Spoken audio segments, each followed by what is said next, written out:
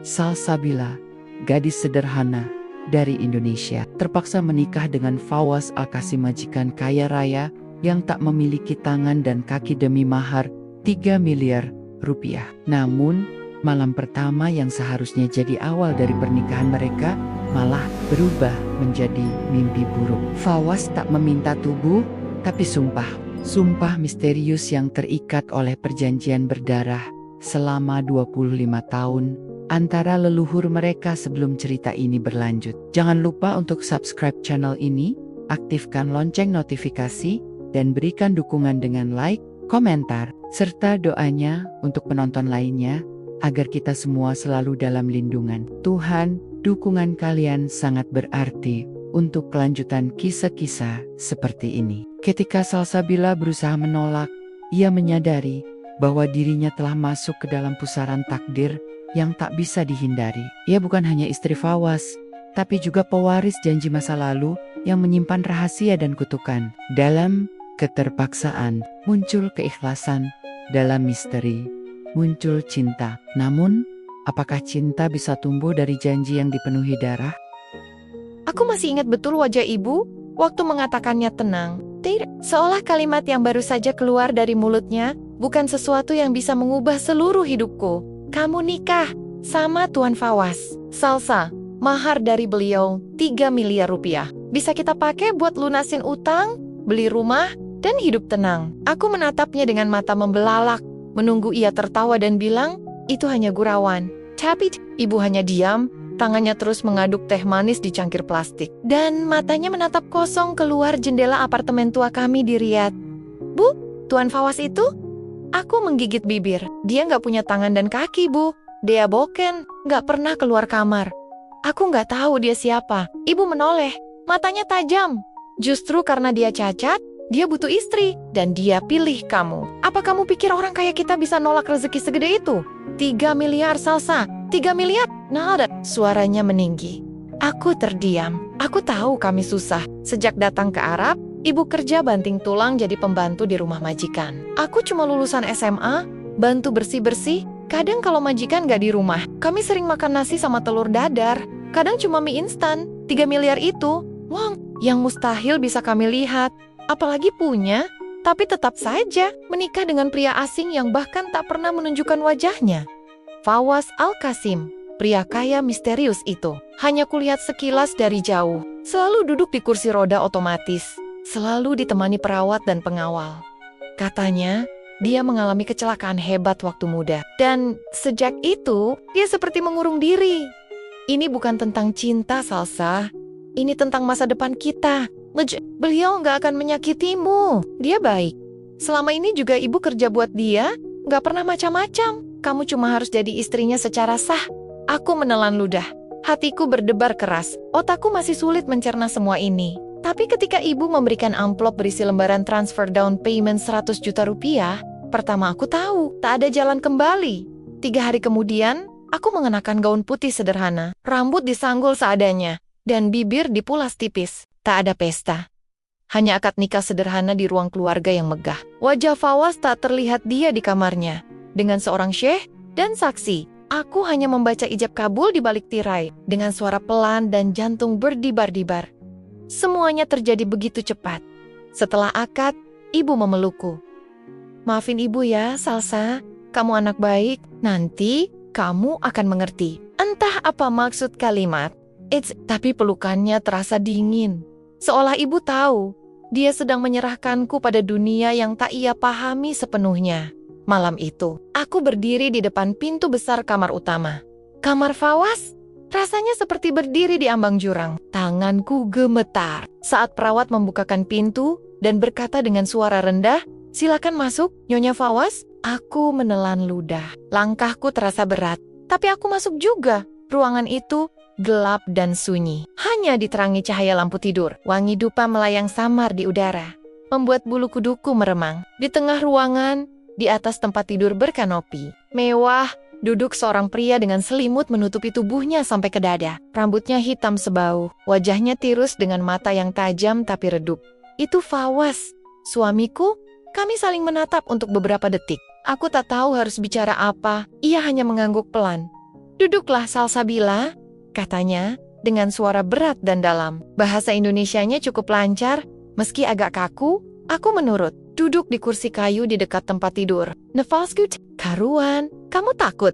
Tanyanya. Aku mengangguk jujur. Iya, ia tersenyum tipis. Bagus, ketakutan adalah awal dari kejujuran. Dan malam ini, aku akan minta sesuatu padamu. Bukan tubuhmu, tapi sesuatu yang jauh lebih penting. Aku langsung menegang. Apa maksudnya? Kenapa cara bicaranya seperti itu? Bukan tubuhku. Sesuatu? Tanyaku dengan suara serak. Fawaz menoleh. Matanya menatap tajam ke dalam mataku. Ya, sebuah tanda. Sebuah sampah yang akan mengikat kita. Bukan hanya sebagai suami istri, tapi sebagai pewaris janji. Aku mengerutkan kening. Apa maksud Tuan? Ia tak menjawab. Hanya mengangguk ke arah lemari besar di sudut ruangan. Buka lemari itu. Kamu akan tahu sendiri. Dengan tangan gemetar, aku berjalan menuju lemari itu, menarik gagangnya perlahan, hingga derit pelan terdengar. Di dalamnya aku menemukan setumpuk dokumen tua, surat-surat berbahasa Arab, dan sebuah foto lusuh seorang perempuan Indonesia muda memakai kebaya, berdiri di samping pria Arab berseragam militer, dan di balik foto itu tertulis, untuk keturunan kami. Tepati janji darah ini, tahun ke-1998, Halil Al-Qasim dan Kartika Dewi, tanganku gemetar, jantungku berdetak kencang. Siapa Kartika Dewi? Kenapa wajahnya mirip ibu? Aku menoleh ke arah Fawaz. Ia hanya menatapku dengan pandangan kosong. Selamat datang dalam pernikahan sejati, Salsabila ini. Baru permulaan. Duduklah kembali. Suara Fawaz menggema di dalam kamar yang sepi. Suara yang dalam, tenang, tapi entah kenapa justru membuat lututku lemas. Aku berjalan pelan kembali ke kursi, masih memegang foto tua itu. Tangan ibu. Bukan, Kartika. Dewi menggenggam tangan lelaki Arab di foto. Dan aku yakin, sekali itu wajah ibu muda, tapi kenapa tak pernah sekalipun ibu bercerita? Apa maksud semua ini? Tanyaku, berusaha menahan suaraku tetap stabil. Kenapa ada nama ibu di foto itu? Dan janji darah apa yang Tuan maksud? Fawaz tidak langsung menjawab. Ia hanya memejamkan mata sejenak, seperti sedang memilih kata-kata. Lalu, perlahan ia membuka selimut yang menutupi tubuhnya, memperlihatkan bagian dadanya. Aku terperangah. Di tengah dadanya, ada luka berbentuk lambang seperti bulan sabit dan garis melingkar, terlihat seperti bekas terbakar, tapi anehnya bersinar. Samar seolah-olah hidup. Kulit di sekitar bekas itu menghitam, tapi tak terlihat menyakitkan. Justru ada aura aneh yang menekan. Sumpah darah, gumamnya. Luka ini bukan karena kecelakaan. Ini warisan. Aku menggeleng, tidak mengerti. Fawaz menghela napas. 25 tahun lalu, ayahku diselamatkan oleh seorang lelaki Indonesia dari keluarga sederhana. Nama lelaki itu Sumarto, kakekmu. Mereka bertemu saat perang di perbatasan. Ayahku luka parah, dan Sumarto menolongnya. Sebagai balas budi, ayahku menawarkan apapun, tapi Sumarto tidak meminta uang. Ia meminta janji bahwa keturunan mereka akan dipersatukan. Karena kata Sumarto, balas budi sejati hanya bisa ditanam dalam darah, bukan dalam harta. Fawaz menatapku lekat-lekat. Dan hari ini, akulah pewaris dari janji itu, dan kamu adalah penebusnya. Darahku terasa mengalir lebih cepat. Tanganku mulai dingin. Tapi, ibu tak pernah bilang apa-apa soal ini, karena ibumu mencoba kabur dari janji itu. Jawab Fawaz tenang.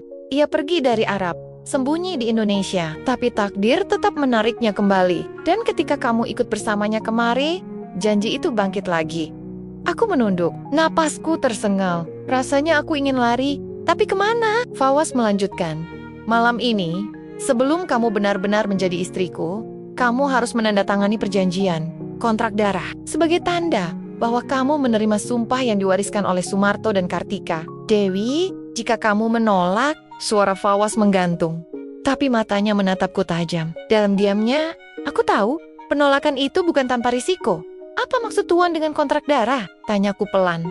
Bukan hal mistis seperti yang kamu pikirkan, tapi ini janji tertulis dan disaksikan oleh ikatan darah. Tak semua orang percaya, tapi keluargaku menjaga tradisi ini selama ratusan tahun. Dan karena kamu adalah bagian dari warisan ini, kamu tak bisa pergi begitu saja. Aku berdiri dari kursi. Saya tidak pernah meminta menikah Karena janji tua aneh itu, Fawaz terdiam. Tatapannya berubah sendu. Saya cuma gadis biasa. Saya menikah karena ibu memaksa. Karena uang, tapi saya tidak mau hidup dalam takdir yang bukan saya pilih, Tuan. Hening. Lalu, Fawaz menundukkan kepala. Aku tahu, katanya, pelan, dan justru karena itulah, aku tidak akan memaksamu. Tapi kamu harus tahu, jika kamu pergi sekarang, bukan hanya kamu yang akan menanggung akibatnya. Jantungku berdetak keras. Apa maksudnya? Tiba-tiba, pintu kamar terbuka.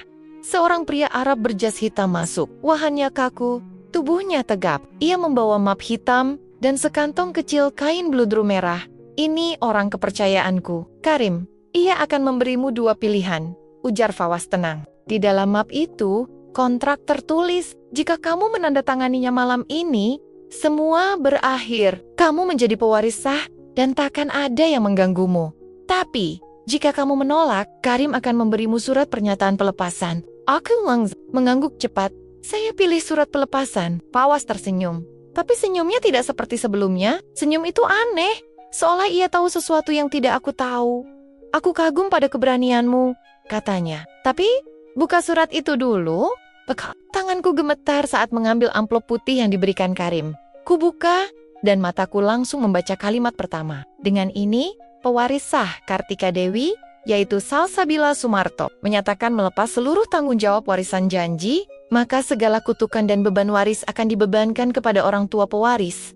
Aku membeku, tanganku bergetar hebat. Apa ini? Lelucon? Tanyaku nyaris berbisik. Fawaz menggeleng pelan. Tidak. Jika kamu tidak menandatangani kontrak, maka ibu kandungmu, Kartika Dewi, yang akan menanggung akibatnya. Luka di tubuhnya akan bangkit. Dia akan merasakan penderitaan yang seharusnya kamu pikul. Aku menjatuhkan surat itu. Kakiku lemas. Ini gila. Fawaz menatapku dengan tatapan yang sulit dijelaskan. Antara iba dan dingin. Jadi, Salsabila, pilihan ada di tanganmu. Tanda tangani kontraknya, atau lihat ibumu dihantui janji yang ia coba hindari selama 25 tahun. Aku menunduk. Air mata mulai jatuh. Aku tidak tahu harus bagaimana. Aku tidak percaya hal mistis. Tapi semua ini terasa begitu nyata. Terlalu nyata untuk diabaikan. Dan yang lebih membuatku hancur. Aku sadar. Mungkin selama ini ibu menyembunyikan segalanya karena ia takut. Bukan demi uang, tapi demi menyelamatkanku. Tanganku terangkat, perlahan mengambil pulpen dari tangan Karim. Air mata terus menetes. Lembar perjanjian terbuka di hadapanku. Dengan gemetar, aku menulis, Salsabila Sumarto Al-Qasim. Tertanda, malam. Ini. Dan saat ku teteskan darah dari ujung jari lilin-lilin di dalam kamar tiba-tiba, padam satu persatu. Suasana kamar menjadi gelap total, saat lilin-lilin padam secara bersamaan. Hanya ada cahaya remang dari bulan yang menembus jendela besar, di belakang ranjang Fawaz. Hening, sunyi, bahkan suara napasku sendiri terdengar seperti gemuruh di telinga. Tiba-tiba, dari ujung kamar, ku dengar suara lembut. Seperti bisikan, terima kasih, akhirnya kau datang juga Salsabila. Aku menoleh cepat ke segala arah. Panik, Tuan Fawaz, siapa yang bicara? Fawaz tak menjawab, matanya tertutup, dan tubuhnya diam, seolah sedang dalam keadaan trans. Luka di dadanya kini bersinar terang, membentuk pola rumit seperti simbol kuno yang berdenyut perlahan. Aku menjerit pelan, melangkah mundur. Tapi Karim, pria bertubuh tegap itu tiba-tiba berkata tenang. Jangan takut, ini bagian dari peralihan. Sumpah, apa maksudmu peralihan sumpah? Aku pikir semuanya selesai setelah aku tanda tangan. Karim menatapku dengan tatapan tajam, tapi bukan marah. Lebih ke belas kasih. Janji darah tidak sekadar tanda tangan. Tuan Fawaz adalah penjaga terakhir dari sumpah tua keluarga Al-Qasim. Dan kamu, Nona, adalah penerus darah yang mengikat mereka. Setelah kamu menerima sumpah, bagian dari beban spiritual itu akan berpindah padamu. Seketika tubuhku terasa panas. Leherku gatal. Lalu, seperti ada bara kecil menyala di dadaku. Aku membuka kancing atas gaun tidurku dan melihat sebuah bekas luka mulai terbentuk. Sama persis dengan luka di dada Fawaz. Aku terjatuh di lantai, terisak, tubuh gemetar. Apa ini? Kenapa aku harus menerima semua ini? Kenapa harus aku? Dari ranjangnya, Fawaz membuka mata. Tatapannya kini jauh lebih tenang. Bahkan hangat. Kamu tahu, katanya pelan. Aku juga dulu bertanya hal yang sama. Kenapa harus aku yang kehilangan kaki dan tangan karena kutukan ini? Kenapa harus aku yang hidup terkurung dalam rumah mewah tapi kesepian? Karena tubuh ini tak bisa menyentuh siapapun? Aku terdiam. Nafasku mulai melambat, tapi air mataku masih mengalir. Fawaz menatapku penuh luka. Aku bukan pria sempurna, Salsa. Bahkan mungkin di mata dunia, aku cacat, tapi aku tidak butuh tubuhmu. Aku hanya butuh seseorang yang bisa melihatku. Bukan dari apa yang hilang, tapi dari apa yang masih ada. Untuk pertama kalinya sejak kami menikah, aku menatap Fawaz dengan mata yang berbeda. Di balik ketegasannya, di balik ritual dan kutukan itu, dia adalah manusia. Pria yang terpenjara oleh warisan masa lalu. Sama sepertiku, sama-sama tak punya pilihan. Perlahan, aku bangkit, duduk kembali di kursi di sampingnya. Dan untuk pertama kali juga, aku menggenggam lengannya atau lebih tepatnya, bagian lengan palsu yang tertutup jubah sutra. Aku nggak janji bisa cinta sekarang, bisikku lirih. Tapi aku janji akan berusaha memahami semuanya, mulai dari kamu. Saya janji aneh yang menyeret hidupku ini. Fawaz tersenyum tapi kali ini, senyumnya tidak menyeramkan. Justru membuat dadaku terasa hangat. Cukup. Itu lebih dari cukup. Hari-hari berikutnya, seperti hidup dalam dunia baru. Rumah megah keluarga Al-Qasim tidak lagi terasa dingin. Pia White mulai membiarkanku masuk ke dunianya, ke perpustakaan pribadi. Ruang kerja rahasia tempat ia menulis jurnal. Dan bahkan ruang bawah tanah tempat banyak benda peninggalan leluhur disimpan. Di sanalah aku melihat lemari besi berisi katitan-katitan tua dari kakekku, Sumarto. Ternyata kakek bukan hanya penolong, tapi juga penyembuh spiritual. Ia pernah menyelamatkan nyawa banyak orang dengan cara-cara yang tak lazim. Lambat laun, aku mulai menerima kenyataan bahwa hidupku telah terikat oleh masa lalu. Tapi ada satu pertanyaan yang terus menggangguku. Kenapa ibu tidak pernah cerita apa-apa? Jawabannya datang seminggu kemudian. Ibu datang ke rumah dengan wajah tegang. Ia menatapku dengan mata sembab dan berlutut di hadapanku. Maafkan ibu, Salsa. Ibu nggak pernah cerita karena ibu takut kamu akan membenci masa lalu kami. Kamu akan membenci ibu karena pernah mencintai pria lain selain ayahmu. Fawaz bukan hanya pewaris, dia juga anak tirimu. Aku tercekat. Dunia seperti runtuh sejenak. Apa maksudnya, Bu? Ibu pernah dijodohkan dengan ayah Fawaz. Tapi karena perbedaan budaya dan tekanan, ibu kabur. Ibu pulang ke Indonesia dan memilih hidup sederhana, menikah dengan ayah kandungmu. Tapi janji itu tetap membekas. Ibu pikir kalau menjauh, semuanya akan hilang. Tapi ibu salah. Janji Dara tidak hilang. Ia menunggu ditepati. Aku terdiam, tak bisa berkata apa-apa. Aku menatap Fawaz. Ia juga terlihat kaget. Kamu tahu ini? Ibu menggeleng. Aku tak tahu kamu anaknya. Baru sadar setelah melihat matamu. Sama persis dengan ayahmu. Tangisku pecah. Di tengah semua beban, rasa kehilangan, dan kebingungan aku hanya merasa ingin lari ke tempat di mana hidup tak serumit ini. Tapi tangan Fawaz menggenggamku. Lembut, meski hanya dengan lengan palsu. Genggaman itu terasa nyata. Kita tidak bisa memilih masa lalu kita, Salsabila, katanya pelan. Tapi kita bisa memilih bagaimana kita hidup hari ini dan besok. Aku mengangguk pelan. Dalam hatiku, aku tahu hidupku memang tidak akan pernah sama, tapi untuk pertama kalinya, aku tidak takut lagi. Epilog malam itu, aku berdiri di balkon lantai 2. Angin riat bertiup pelan. Di dalam dada, luka itu masih ada, tapi sakitnya sudah tidak terasa. Di balik kaca jendela, Fawaz duduk di kursi. Rodanya menulis jurnal. Sesekali ia menoleh ke arahku dan tersenyum. Dan saat aku membalas senyumnya, aku sadar, cinta tidak selalu tumbuh dari tawa dan bunga. Kadang, cinta tumbuh dari luka yang sama dan dari janji yang akhirnya ditepati.